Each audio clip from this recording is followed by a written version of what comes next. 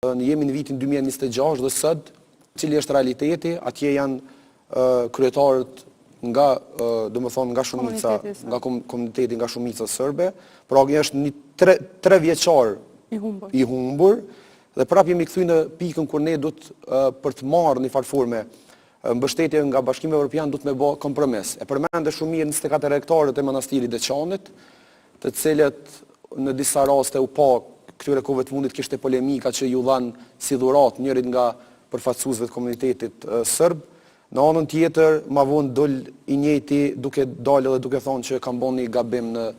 në renditje të fjalive, këtë më thonë kësi farloj arsyetime banale. Dhe në anën tjetër tash kemi edhe përfundimisht marrëveshje tjetër, që siç duket zotëri Kurti e ka bë fshehur, sepse nuk është fol për këtë marrëveshje dorën zemër, dhe pak a shumë kjo po na dërgon drejt asaj që kemi diskutuar disa herë me radhë periudhën e fundit, pse ky sistem për të vënu si me thonë kështu, për me i vënu institucionet mu funksionalizu, si që duke, zotëri Kurti gjatë kësaj kohe ka qenë duke o marrë me diçka tjetër, sepse tash na doli më pa edhe një marrëveshje, ligji për të hujt,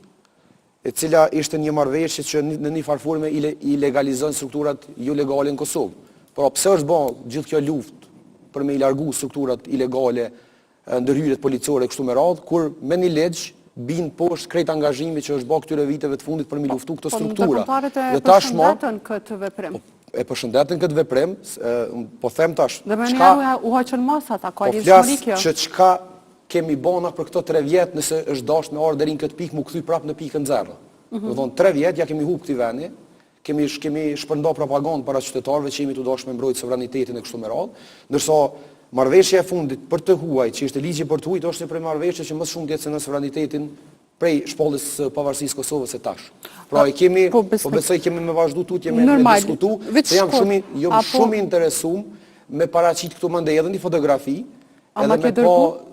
ta dërgoj tash me po se çka do të thotë ligji për të huajt, për me kuptuar edhe qytetarët që janë duke dëgjuar. Është e rëndësishme me edhe si do të zbatohet ky ligj. Është shumë e rëndësishme si do të zbatohet ky ligj, i cili duhet me pranu veprimtari nga strukturat jo legale. Domethënë